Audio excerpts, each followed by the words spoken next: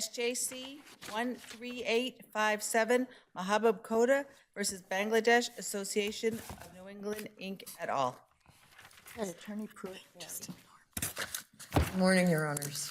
My name is Julie Pruitt-Barry. I may please the court, and I'm here with my partner, Nicole Kokoza, on behalf of the appellants. We're asking the court to overturn the fee award by the trial court because it's premised on an error of law, and as this court knows, an error of law, a material error of law, is always an abuse of discretion, and that's what we have here.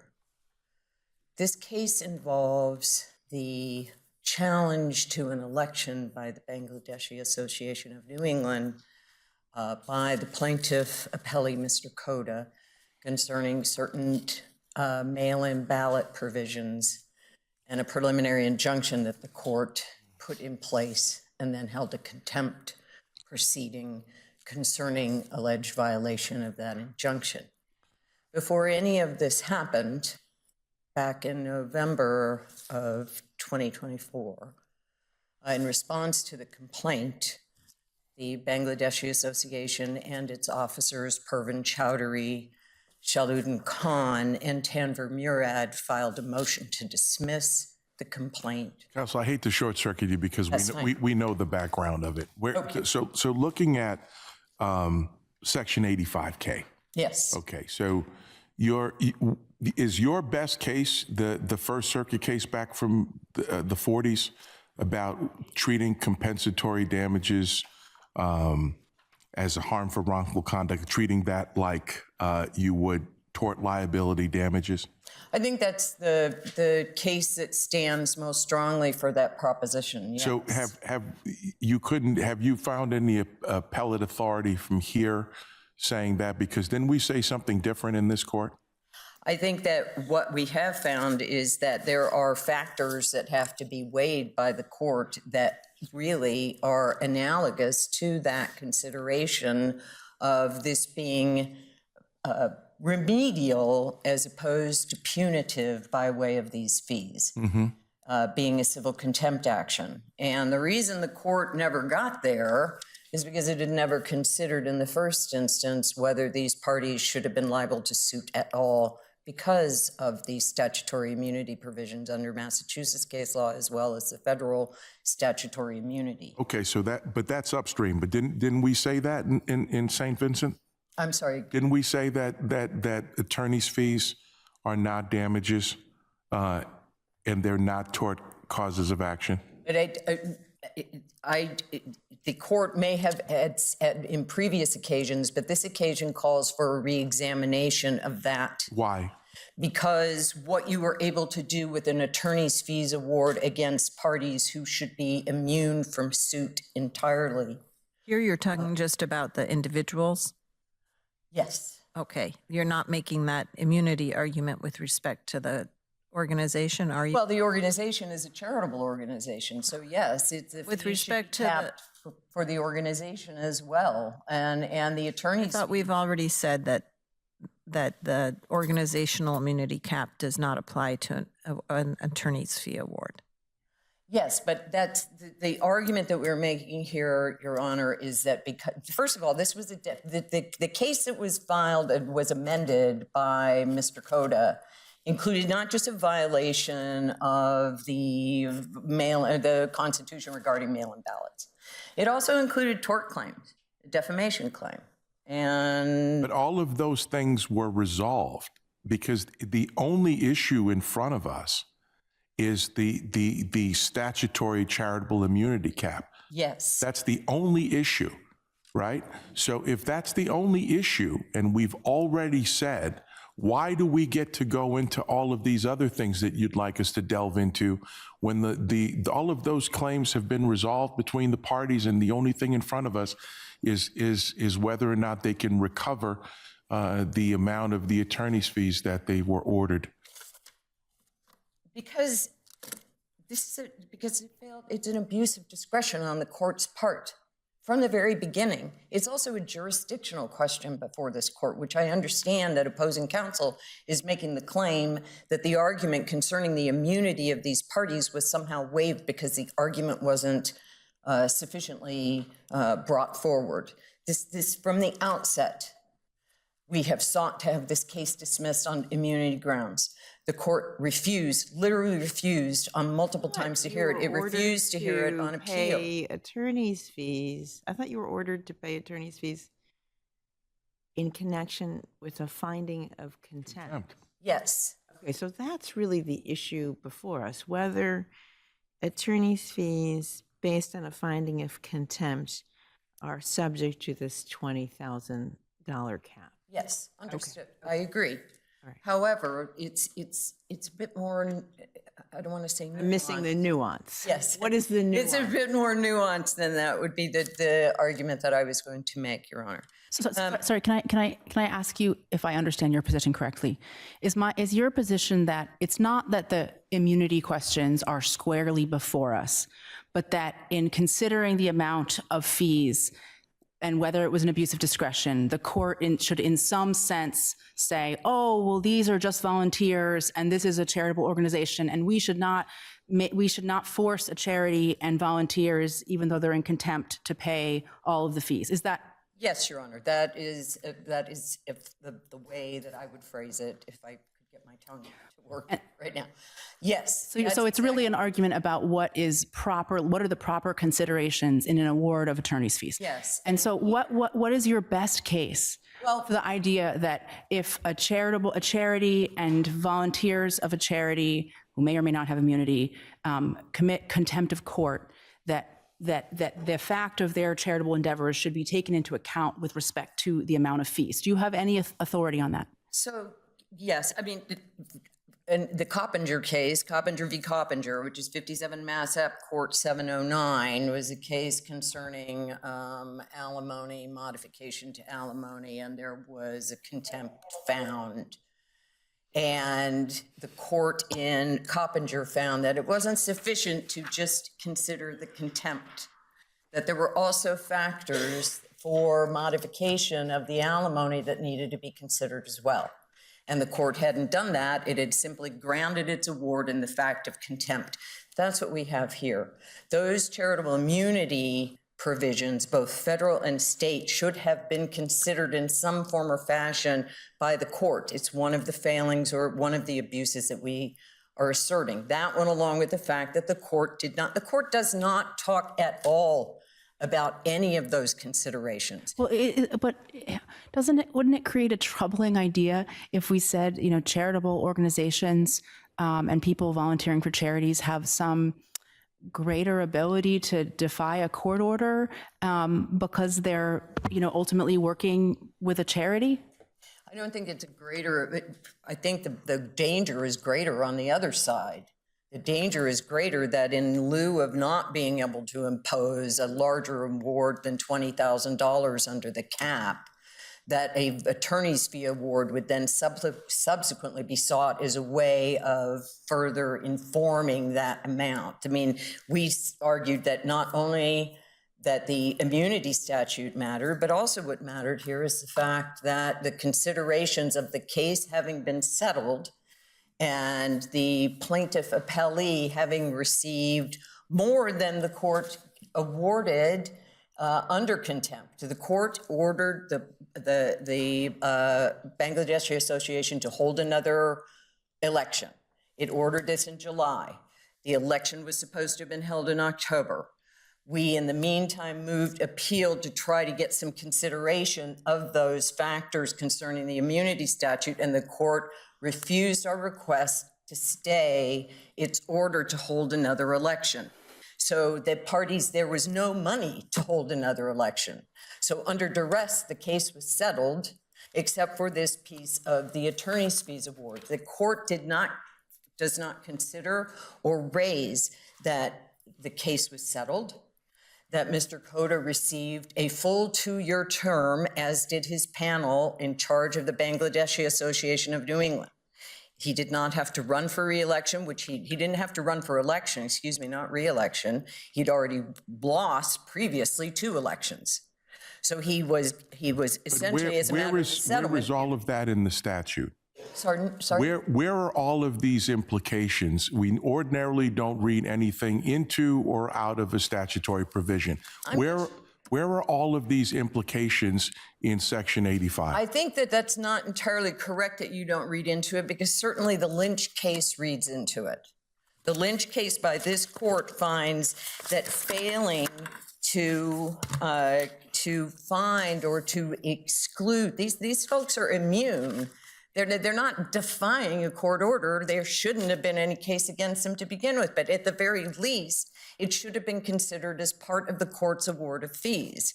Because not only were they immune, but they'd settled the case. Mr. Khoda got the ultimate relief that he was seeking.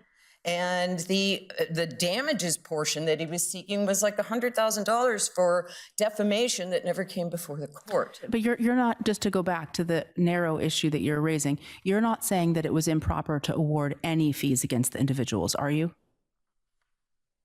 I'm saying, I, under the circumstances, believe there should not have been any fees awarded, but at the very least, those fees should have been within the $20,000 statute. You have not appealed from the contempt ruling, which said in the contempt ruling that fees would be awarded, correct? No, because we were not able to stay the judge's decision that another election had to be held. It was not possible to do that and continue with an appeal. So no, there was not, and if the parties settled the matter in the interim because we requested a stay, the court refused to stay, the organization did not have the money to run another election within less than a year of the previous election when there's only 2.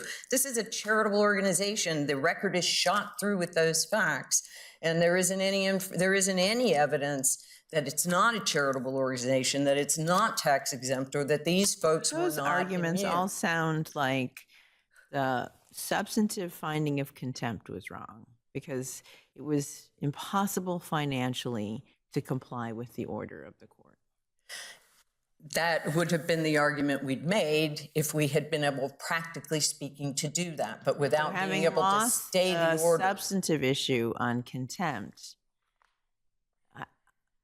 it seems like what you're asking us to do is to reconsider those in the award of fees. I'm asking you to consider the Lynch factors in the award of attorney's fees in this case, the Lynch factors being that imposing or subjecting volunteers, unpaid volunteers of a charitable organization to these kinds of fees and fines. First of all, given the relief that was obtained as a result of the settlement that was came about as a result of the contempt order, complete relief has already been granted to Mr. Khoda. He got more than what he was even looking for. This attorney's fees award on top of it now is punitive. Now this is punitive. And maybe the court did not, the parties didn't settle and the court didn't have that before it issued its contempt order, but that was squarely before the judge at the hearing. She was advised that a settlement had been obtained. It's indicated in the record that she'd been advised. It's in the transcript she'd been advised that there was no election that could be held. There was no election that was going to be held, that Mr. Khoda was given the full 2-year term. So with those things before it, we believe that at the very least, it should have been one of the factors that the court considered in deciding whether the fee award was excessive under the circumstances. The analysis by the plaintiff and their expert in the first instance didn't even consider this is a charitable organization. It doesn't have any money. The money that it raises come from dues from members, or they have fundraisers. There's an affidavit from the president at the time. I don't know the record as well as you do because I haven't gone through it with fine-tooth comb, but there was a 3-day evidentiary hearing on the contempt, right? Yes. Was this not all facts that were presented by you to the contempt judge? It was, there was an attempt to present them, yes. What do you mean by there was an attempt? Because these facts all go to the motion to dismiss, which the court determined, A, it wasn't going to hear it when it filed it, B, it refused, absolutely flat out refused to hear it before the contempt proceeding. So what were you able, in terms of all of these things that you're outlining here, what were you able to present to contempt judge? The contempt hearing relied or concerned almost entirely the facts and circumstances regarding when ballots were obtained, where they were put, where they went, who had control of them, the issues concerning the underlying subjectivity of these individuals to suit in the first instance, and the facts concerning this while they were before the court in affidavits. The court excluded a lot of that evidence as not being relevant to its decision on contempt. And so we were not able to put in that the most this organization ever raised was $100,000 after the Bangladeshi boy had been shot and killed in Cambridge. And this organization came together to pay money towards his funeral expenses, just like they pay to educate people, to have school, to teach people English, to help them find homes and jobs and all of these types of things. None of that came into the contempt trial. It was not allowed, it was considered irrelevant. So this gave us the opportunity to raise, in the context of the court's award of what we deemed to be an excessive attorney's fee award, this was the opportunity to raise it and to put it in the proper context of where these people are. The accountant who considered the fees did not even consider any of these things. And Mr. Khoda was the former treasurer and on a number of committees for this organization. He is well aware of the financial circumstances, that it's a charitable organization and that it wouldn't have had enough money to have another election. Thank you, Counsel. Thank you. I think your time's up. Thank you.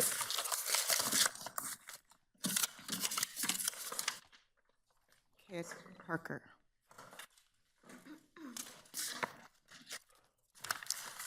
Good morning, Your Honors. May it please the court, Stephanie Parker on behalf of the appellee, Mahabub Khoda.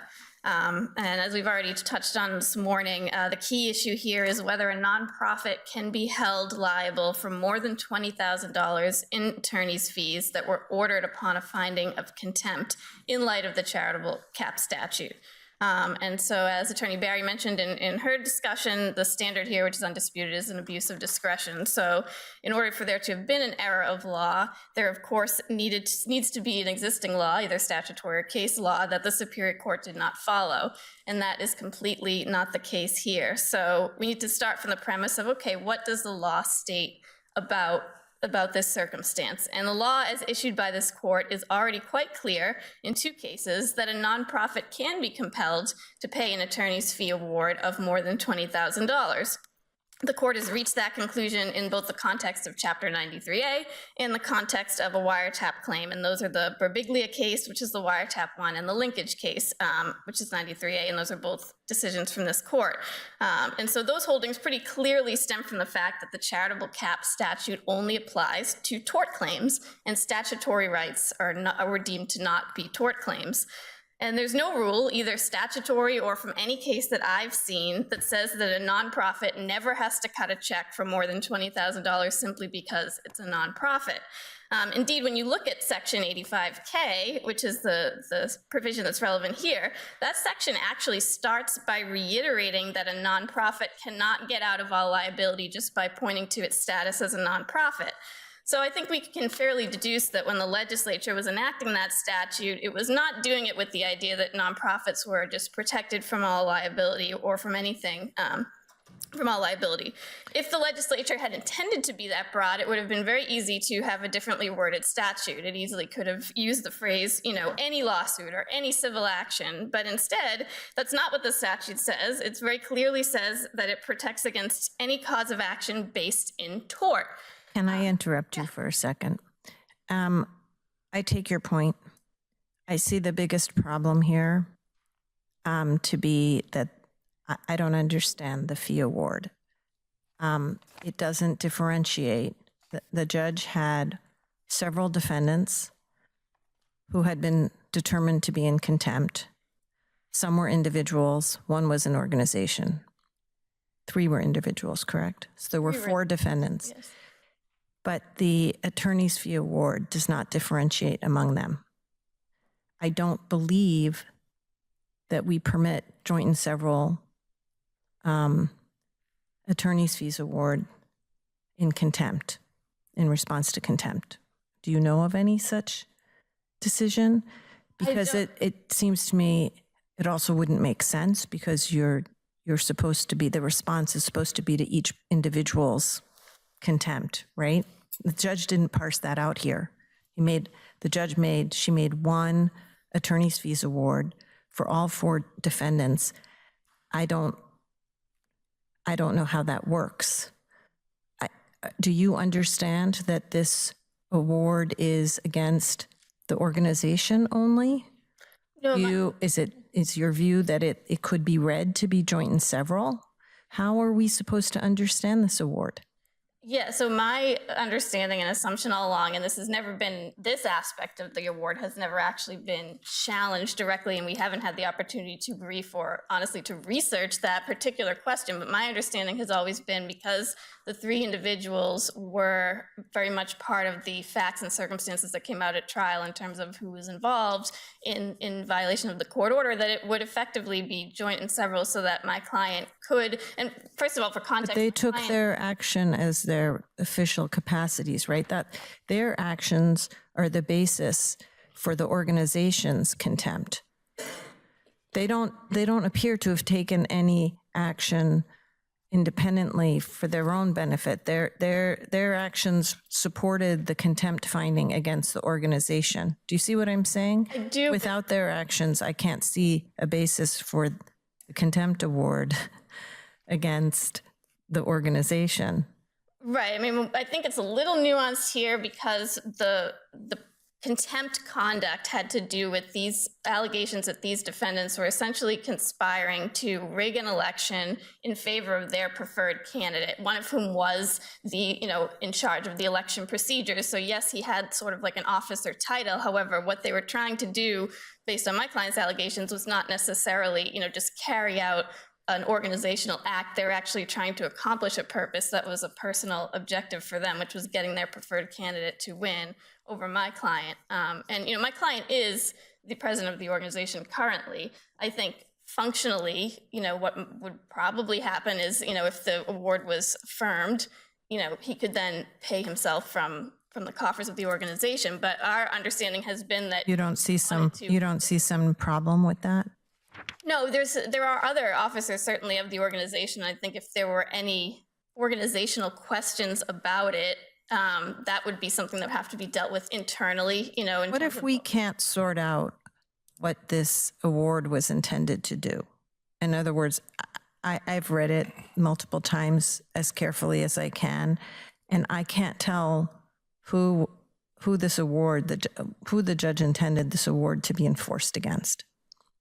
Whether it was joint and several, whether, I just can't tell. It's completely silent. What should we do if that's the case?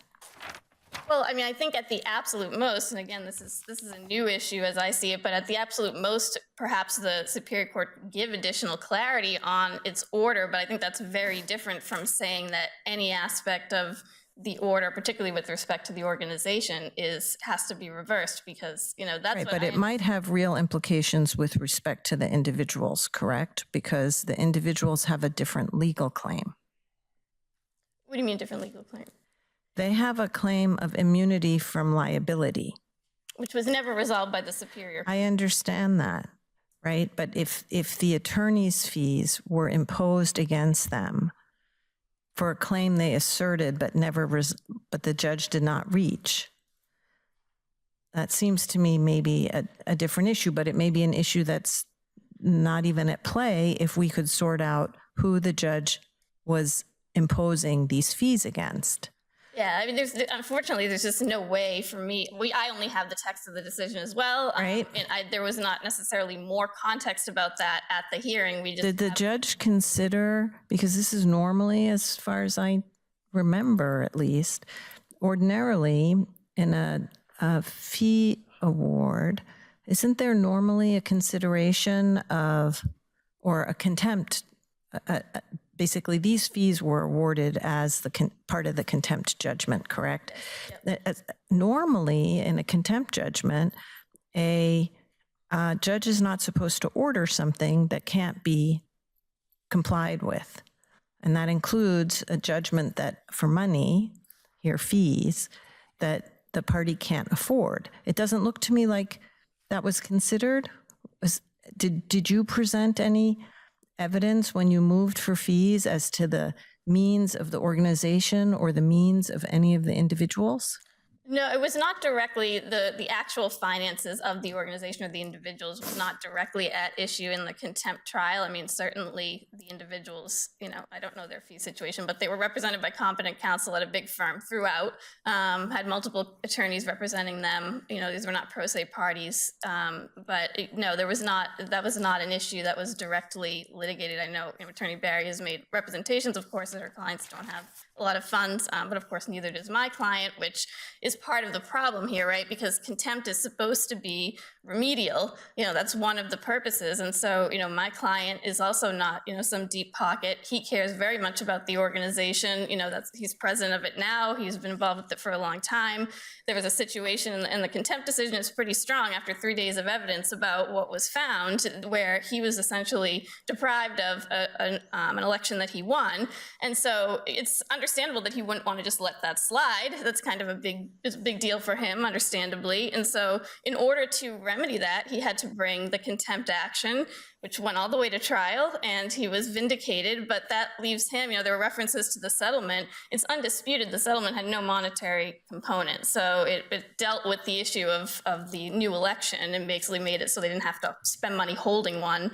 He was just agreed to be able to take power, but there was no compensation to him to make him whole for the expensive fees that he had to incur in order to litigate the contempt. And that is a really important aspect of what contempt sanctions are geared to do. So, if we were, and I think the important aspect of what this court's holding could be, if you think about it, I don't think Bain here is a rich organization. I don't think anybody's alleging that it is, but a nonprofit or a charity is a broader concept. As we know, there are charities and nonprofits that are much larger, whether it's hospitals or whatnot.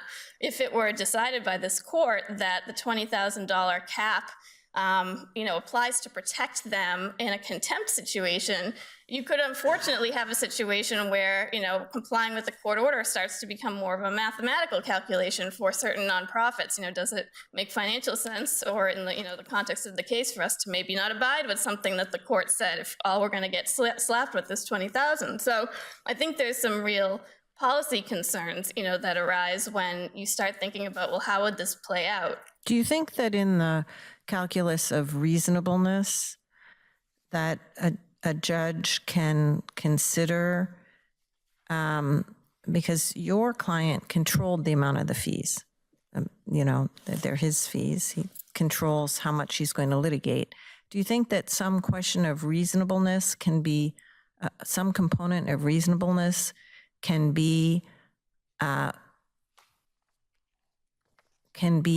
if you're going after an organization that has no assets and and little income, how much you should be expending in fees to pursue that?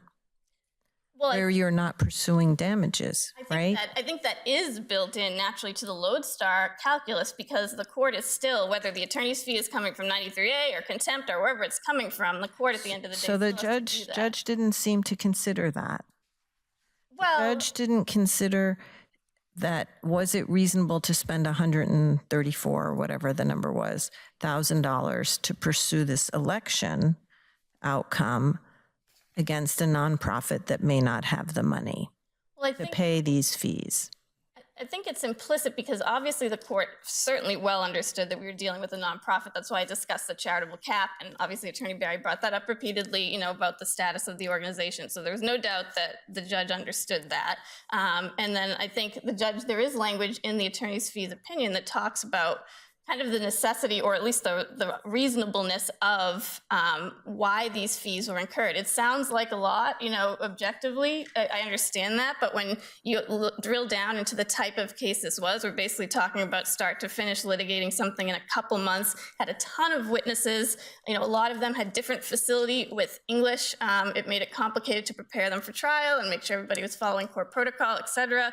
And there were just a lot of witnesses, a lot of evidence that had to be gathered. There were depositions, there was was an interlocutory appeal, that we had to brief. There was post-trial briefing extensively on the appropriate remedies. We wanted to make sure the court, got that right because that was important. So there was a lot of components to this. I certainly don't feel that we really could have done it much more leanly in order to, get Mr. Khoda, the justice that he needed. So I think the court recognizes that in its decision, and it does talk about, the typical lodestar factors. And so I don't think the court needed to be more explicit about the status of the organization, because it did talk about, the cap. And so it obviously understood that it was dealing with a nonprofit here.